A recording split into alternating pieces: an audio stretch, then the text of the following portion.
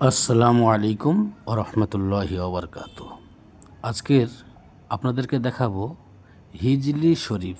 এই জায়গাটি খুব কম মানুষই চেনে।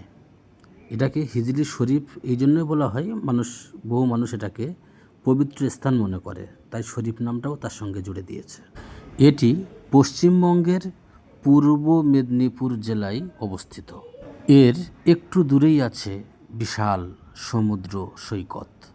আজ থেকে প্রায় 350 বছরেরও বেশি আফগানের একজন ব্যক্তি তাজ খাঁ নামে, তিনি এখানের একজন প্রভাবশালী জমিদার ছিলেন।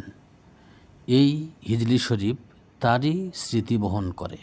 দরগাটি একেবারে নির্জন সমুদ্রের ধারে, তাই হিন্দু মুসলমান বহু পর্যটনেরই এটি বেশ জনপ্রিয়। তবে হ্যাঁ, এখানে কিছু শিরকের কাজও হতে দেখেছি।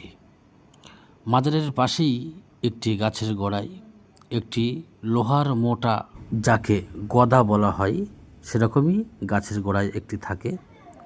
বহু মানুষ সেই গদাটিকে কাঁধে করে নিয়ে চতুর্দিকে ঘুরতে থাকে। তারা মনে ভাবে যে এটি কাঁধে নিয়ে ঘুরলে আর মনের কোনো বাসনা থাকলে সেটা পূরণ হয়ে যায়, যা একটা মুসলমানের জন্য সম্পূর্ণ শিরক। এমনকি মাজারের সামনে একটি পুকুর আছে, যে পুকুরে নারী পুরুষ উভয় গোসল করছে। এটাও মুসলমানদের জন্য একটি জঘন্য গুনাহের কাজ।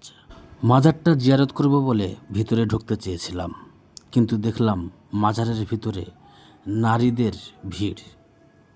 অথচ ইসলামে নারীদেরকে কবরের কাছে যাওয়া উচিত না। এটাও একটি শিরক। এগুলো থেকে বেঁচে থাকবেন।